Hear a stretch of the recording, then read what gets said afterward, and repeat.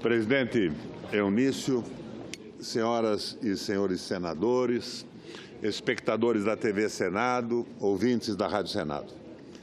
Depois de ler e reler as propostas da reforma da Previdência originárias no governo, depois de ouvir desde os meus conterrâneos no Paraná até qualificados especialistas no assunto, concluo que estamos diante de um dos maiores embustes da história brasileira.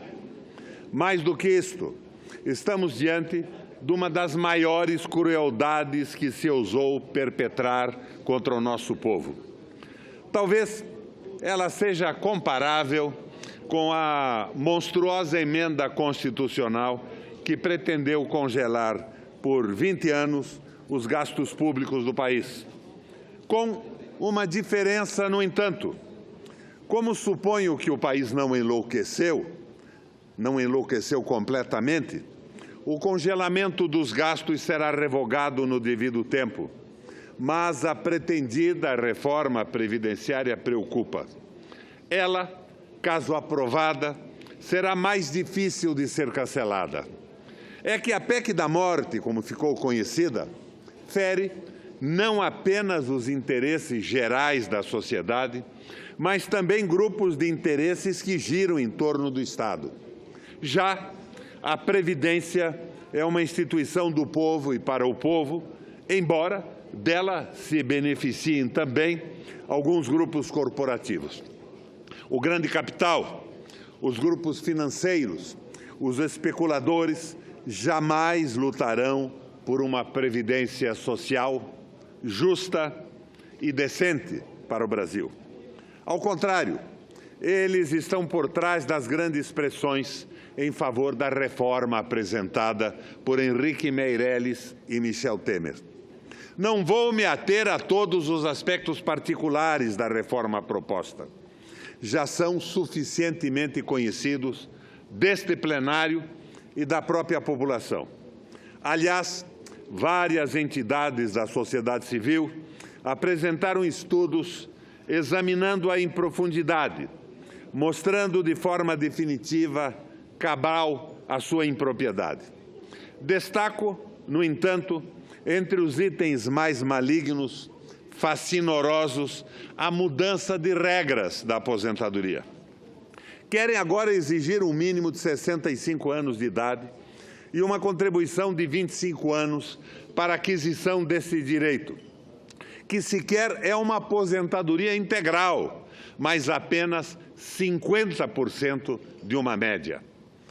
Não vou me ater a detalhes. Vou procurar mostrar a natureza das forças fundamentais que estão por trás desse projeto. Em uma palavra, o que se pretende com a iniciativa Meirelles-Temer é abastardar a previdência contributiva pública, a previdência financiada pelos trabalhadores e pelos patrões, a fim de piorá-la, degenerá-la, para abrir espaço para a previdência privada, financiada apenas pelos trabalhadores. Com isso, milhões de brasileiros serão expelidos de qualquer forma de proteção, pois perderão a previdência pública e não terão como pagar a previdência privada. O mais grave é que toda reforma concebida funda-se em uma falácia. A previdência contributiva pública não tem déficit. Na verdade, ela faz parte do sistema de seguridade social instituído pela Constituição de 88. As fontes de financiamento do sistema cobrem suas despesas e a pequena parte que não é coberta, o governo federal, por mandato constitucional, deve cobrir. Contudo, em lugar de cumprir esse mandato constitucional, o governo, desde 89, sequestra recursos da Seguridade para pagar juros da dívida pública e cobrir os rombos do orçamento fiscal. Comete-se, portanto, crime social em larga escala. Até aqui, Os programas de privatização dos sucessivos governos visaram setores produtivos, com apenas algumas exceções. Mas agora trata-se de privatizar um serviço social vital para o povo, abrindo espaço para áreas ainda mais sensíveis, como o abastecimento e a água. Outras áreas de serviços, como aeroportos, também em processo de privatização, não afetam o consumidor em larga escala, exceto pelo alto custo das tarifas que são impostas. Evidencio um ponto adicional, a chamada transição etária. A justificação do governo para a emenda é que a população brasileira está envelhecendo e a acumulação futura de aposentadorias pode comprometer o equilíbrio do fundo previdenciário. Isto é, de novo, um grande embuste, uma verdadeira fraude. A expectativa de vida dos brasileiros é extremamente diferenciada por região. Pode variar entre 53 e 78 anos. E não faz sentido ter uma única referência de idade para todos. O mais grave, contudo, é que o sistema atuarial, no qual se baseou o governo para fazer suas projeções previdenciárias de longo prazo, até 2060, está fundado em estimativas absolutamente equivocadas. Por que equivocadas, senador Capiberibe? Porque tais estimativas essenciais para determinar o equilíbrio futuro do sistema ancoram-se em dados de 2002, de maneira determinista e mecânica. Ou seja, os resultados são tidos como certos, como fatais. Entretanto, todas as estimativas feitas para a Lei de Diretrizes Orçamentárias, a LDO, para cumprir determinação legal desde 2002, revelaram-se erradas, de acordo com o estudo coordenado pelos economistas Denise Gentil e Cláudio Pucci. Portanto, estamos diante de um projeto de emenda fundado em bases falseadas, mal formuladas, mal concebidas e profundamente prejudiciais à sociedade brasileira. Apenas a absoluta insensibilidade do Congresso, e particularmente deste Senado, resultaria em aprovação do monstrengo. Como disse, só se compara a essa iniciativa a delituosa emenda 55, aqui desgraçadamente aprovada, embora a pretendida reforma da Previdência tenha um conteúdo de impiedade ainda maior, pois se abate sobre a parte mais vulnerável da população brasileira. Conclamo as senhoras e senhores senadores a examinarem essa questão não apenas com as mentes, mas também com os corações. Presidente, eu peço uma prorrogação de tempo, porque não conseguirei terminar nos 10 minutos. Será concedido com muito prazer. Afinal, é manter um mínimo de justiça social através do sistema de seguridade brasileira. Não basta que sejamos um dos países líderes da desigualdade social. O que mais cava a fundo e é intransponível é o fosso entre os que mais têm e os que nada têm. Não basta que tenhamos sido o último país, pelo menos formalmente, a acabar com a escravidão, o que até hoje produz sequelas gravíssimas. Não basta. Querem mais ainda. Querem agora eliminar uma das poucas possibilidades de os brasileiros terem um mínimo de dignidade e proteção na velhice. Por favor, não me venham com o discurso falacioso do déficit ou aquela indecência de que é preciso reformar hoje para garantir amanhã. Por fim, insisto e reforço 4 pontos. Primeiro, em 2015, 79% das pessoas que se aposentavam por idade não conseguiram contribuir por 25 anos. Sua média de contribuição era de 7 meses em um ano. Imaginem agora com a terceirização do trabalho. Portanto, no regime proposto pelo governo, para se aposentar, teriam que continuar contribuindo muito além dos 65 anos. Isso não é apenas um equívoco, é uma crueldade. Segundo, chamo de novo a atenção das senhoras e dos senhores para esta informação.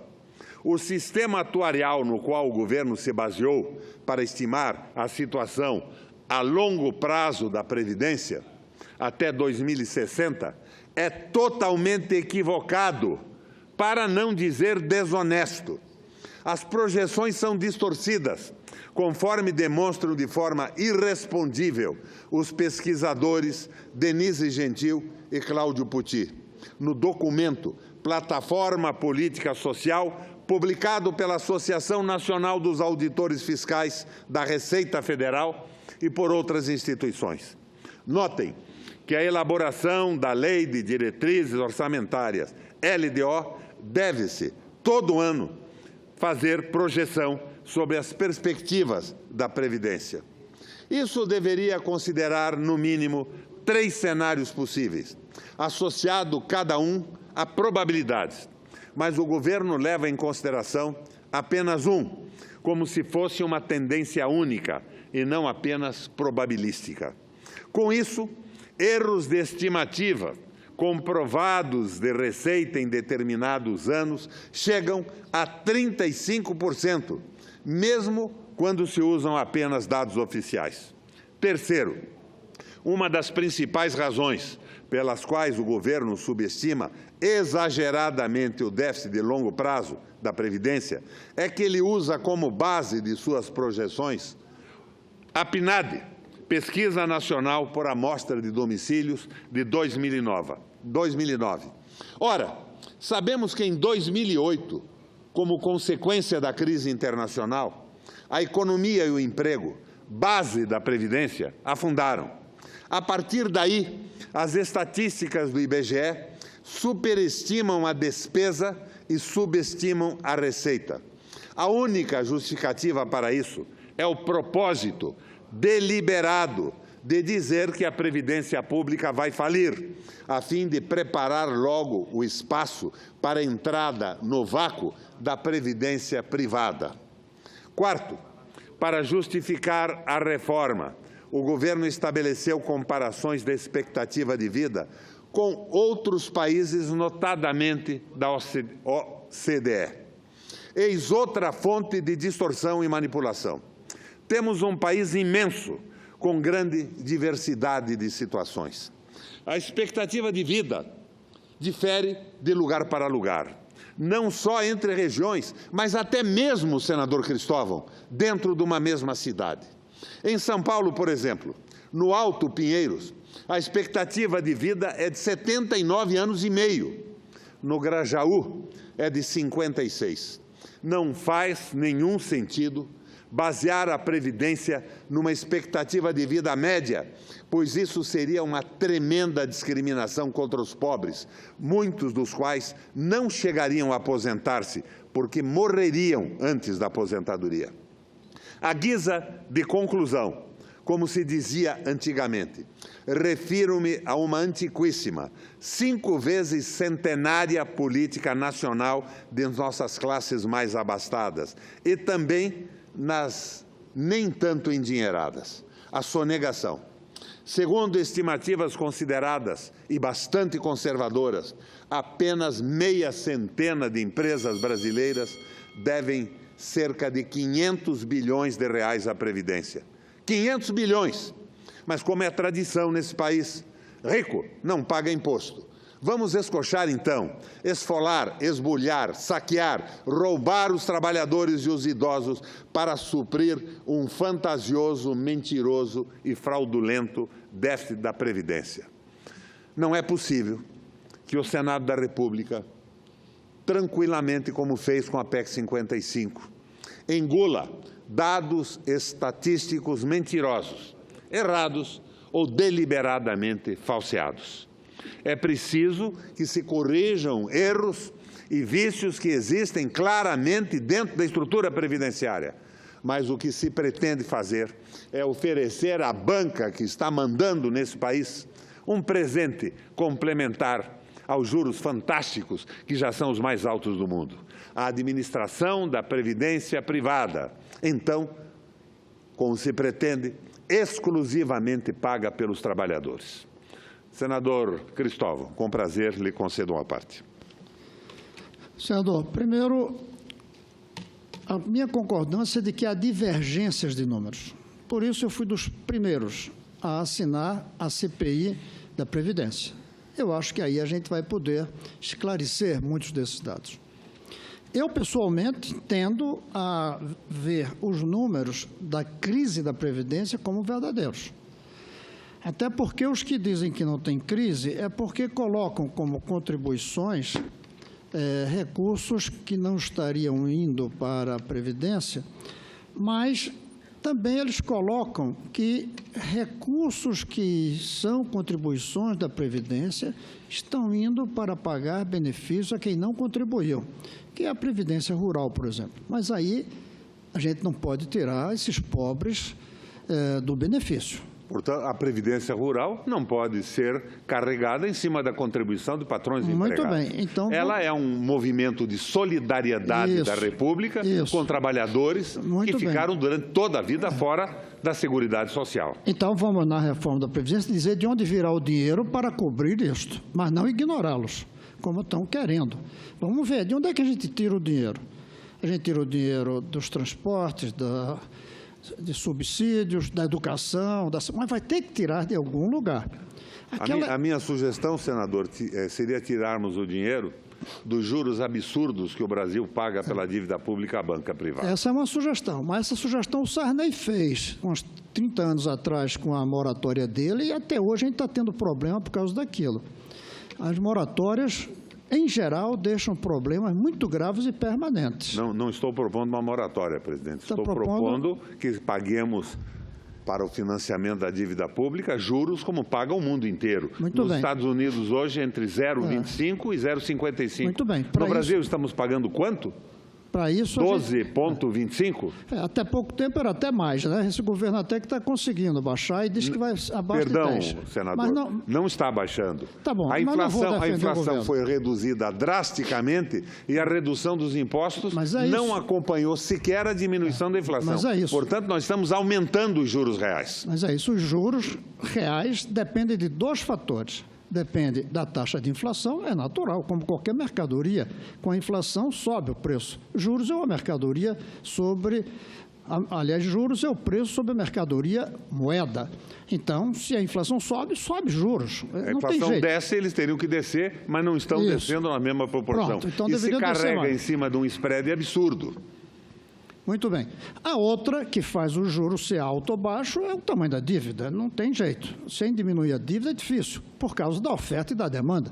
Todos nós buscamos muito dinheiro para comprar bens, veículos, etc., aí o juro sobe. E esse governo, todos os governos, aliás, brasileiros, se acostumaram a financiar tanta coisa, inclusive a Previdência, que tem que pagar juros altos. A gente tem que trabalhar isso, como fazer. Agora, vamos ver os números.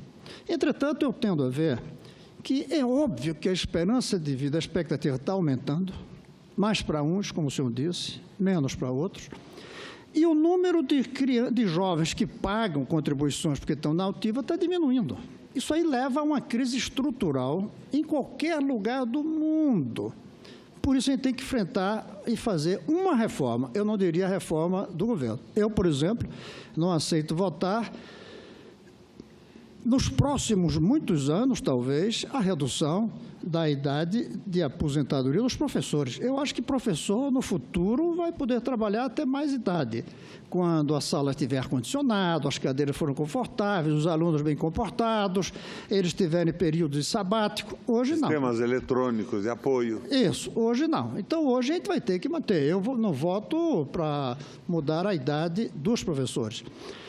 Mas vou votar, sim, para mudar a idade de outros, para 65 anos. Não vejo por que não. Aí o senhor diz corretamente que a experiência de vida é diferente. E eu tenho um estudo que eu mostro que no Brasil, quem ganha de 2 salários mínimos para baixo vive 8 anos menos, em média, do que quem ganha de 10 salários mínimos para cima.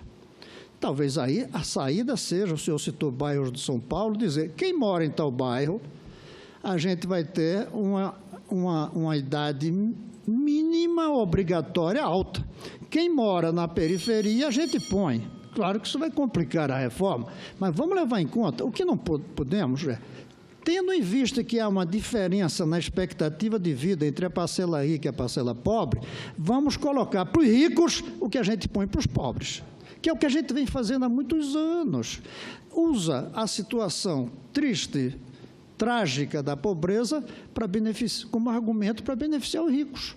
Mas alguma reforma, senador, a gente vai ter que fazer. Claro. O problema desse governo, entretanto, deixa eu dizer o que eu acho. Para mim, o problema desse governo é que ele não consegue explicar.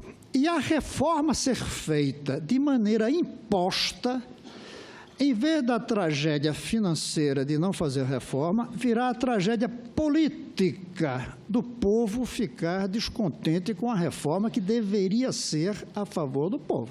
Esse problema esse governo está criando, pela incompetência de se explicar, inclusive os números. Ninguém acredita no número do governo. Muitos não acreditam também nos outros números. Sem o povo acreditar na reforma, vai ser muito ruim fazer a reforma. Talvez a maior prova da nossa falência hoje, das lideranças políticas, nós aqui, é que ou não levamos adiante as reformas que o Brasil precisa, aí é uma falência pela irresponsabilidade, ou queremos levar adiante as reformas sem conseguir vender ao povo como é que ela deve ser, sem convencer ao povo. E aí é a falência pela falta de liderança, que é o que nos falta hoje. Então, uma reforma vai ter que ser feita, senão vamos ter uma tragédia financeira. Agora, a reforma sem convencer o povo, contra o povo, como é hoje, eu ando nas ruas e vejo, vai ser uma tragédia para a democracia. Democracia se faz com o convencimento do povo. E aí alguém me diz, mas vai haver uma tragédia financeira lá na frente. Bem, a pedagogia da catástrofe é uma das maneiras da democracia se acertar na história. Eu lamento, é trágico. A pedagogia da catástrofe está destruindo a Síria, por exemplo. Mas é uma maneira de se aprender triste e lamentável. Eu vou fazer o possível para que isso não aconteça, sendo responsável com as finanças, com os números e tentando convencer. Fracassarei, talvez, em uma dessas duas formas. Pela irresponsabilidade dos números, eu não vou fracassar. Talvez fracasse pela incompetência para convencer a população brasileira, especialmente os jovens, de que eles precisam de uma reforma. Senador, contraditório é sempre saudável. Vossa Excelência falou na necessidade de pagarmos juros quando temos um déficit. Eu só queria lembrar a Vossa Excelência e ao plenário que na época de ouro das commodities brasileiras, quando a China elevou o seu crescimento, as suas compras, que nós tivemos um aumento brutal de preço e superávit, os juros continuaram sendo os mais altos do mundo. Eles só foram reduzidos numa tentativa no início da presidente Dilma Rousseff. Mas isso se traduziu numa verdadeira guerra do mercado financeiro contra a política do governo e nos trouxe o famoso Joaquim Levy, que era qualquer coisa semelhante ao Meirelles. E, de outra forma, um outro argumento interessante é o argumento da insensibilidade absoluta de quem está propondo essa reforma. O Meirelles, há 10 anos atrás, tinha uma aposentadoria do Banco de Boston, que, segundo vi no Google, era de R$750 mil por mês. Seguramente essa aposentadoria deve ter tido correções monetárias significativas. E ele não tem nenhuma preocupação, está olhando o país como se fosse um livro caixa de partida dupla de entrada e de saída. Nós precisamos de desenvolvimento. Numa recessão não vai haver solução para a Previdência, porque o número de contribuintes diminuirá de uma forma brutal. E os exemplos, senador Cristóvão, o mundo nos dá. A nova política da Alemanha, com Hjalmar Schacht, o New Deal dos Estados Unidos, com Franklin Delano Roosevelt, Taylor, Ford, o Lord Keynes, com medidas de grande sucesso, eficácia absoluta, que tiraram os países da recessão. Agora, não é falta de investimento público que vai resolver o problema da retomada do desenvolvimento. Os exemplos estão dados, o mundo conheceu programas de recuperação econômica de sucesso indiscutível. O que nós estamos, senador Cristóvão, trilhando é a velha proposta do Fernando Henrique, da dependência como fator de desenvolvimento. Quando ele e o Enzo Faleto, um argentino naturalizado, um italiano naturalizado argentino, escreveram aquele famoso livrinho. Eles dizem, nós não temos inteligência e tecnologia do lado empresarial. Os nossos trabalhadores não têm a capacidade e a eficiência dos trabalhadores do mundo. Então, vamos entregar a nossa economia, a visão de nação, a uma visão subordinada e dependente. Isso começou lá atrás e continua ao longo dos anos. Continuou sendo implementado no governo do Collor, continuou sendo implementado no governo do Lula também, e hoje vai sendo radicalizado. A proposta, por exemplo, da terceirização, era uma proposta do Fernando Henrique lá de trás. Não foi nem aquela barbaridade que o Senado aprovou. Foram buscar a terceirização absoluta. E nós sabemos aqui no Senado o que significa a terceirização. Nós temos os terceirizados que até hoje não receberam as suas indenizações com a falência das empresas. E o Senado não assume as obrigações trabalhistas da empresa anterior. Mas mais do que isso, nós temos funcionários do Senado ganhando salários maravilhosos, enquanto os terceirizados vivem do salário mínimo. Mas a empresa terceirizada recebe fortunas em cima dessa escravização branca do seu salário. É isso que nós não podemos admitir, a precarização absoluta do trabalho e a precarização do parlamento com os financiamentos privados de campanha e a precarização do próprio executivo com a ideia do Banco Central independente, independente das necessidades do país, mas absolutamente dependente dos banqueiros. Nós temos o Ilan Goldfein no Banco Central, ex-economista-chefe do Itaú, e temos o nosso Meirelles, ex-presidente do Banco de Boston, com uma insensibilidade social absoluta, mas vivendo desta sua aposentadoria que deve estar acima do $1 milhão mensalmente.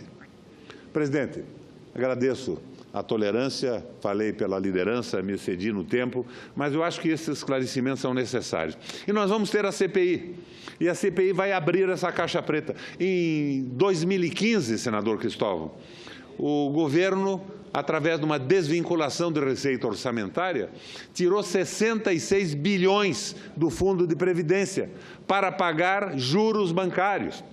E a dívida, senador, não é o problema principal de uma economia. Se fosse, os Estados Unidos estava inviabilizado. A dívida, ela deve ser utilizada de uma forma produtiva, com efeitos multiplicadores. O problema é o valor dos juros. Nós estamos com 12,25, os Estados Unidos paga 0,25 e 0,55. Então, o problema é o juro sobre a dívida. E os bancos não querem nem cobrar a dívida, eles não querem ver diminuída, eles vivem da dívida, vivem da rolagem da dívida. E é esse modelo que está sendo contestado no mundo inteiro, não é só por mim nessa tribuna. Esse modelo é que deu possibilidade do Brexit na Inglaterra, saindo do mercado comum europeu. Esse modelo é que derrubou o primeiro-ministro da Itália, que queria fazer uma reforma constitucional valorizando a força do capital sobre o governo. Esse modelo faz com que a Espanha, há 1 ano e meio, não tenha um governo estável, que a Grécia esteja quebrada, Portugal numa dificuldade enorme, e fez com que Hollande, presidente da França, não tivesse sequer coragem de concorrer à sua reeleição. E é esse modelo que está garantindo para o nosso Michel Temer, presidente do meu partido, presidente da República hoje, nas pesquisas de opinião espontâneas, 1,1 de apoio para ser um presidente da República através de uma eleição direta. Nós estamos num caminho extremamente errado, mas vamos ter oportunidade de mergulhar em profundidade na Comissão Parlamentar de Inquérito. Agora, nós não podemos admitir que, de repente, a República, o que aprendemos nas universidades, o que aprendemos na luta partidária, na administração pública que exercemos em todos os níveis do Brasil, sermos substituídos por ideias do Meirelles e de 2 ou 3 economistas subordinados aos grandes bancos. Tem que haver uma reação. Se não tivermos uma reação, não vamos ter uma previdência quebrada, senador Cristóvão. Nós vamos para o caos e para o conflito civil. Obrigado, presidente.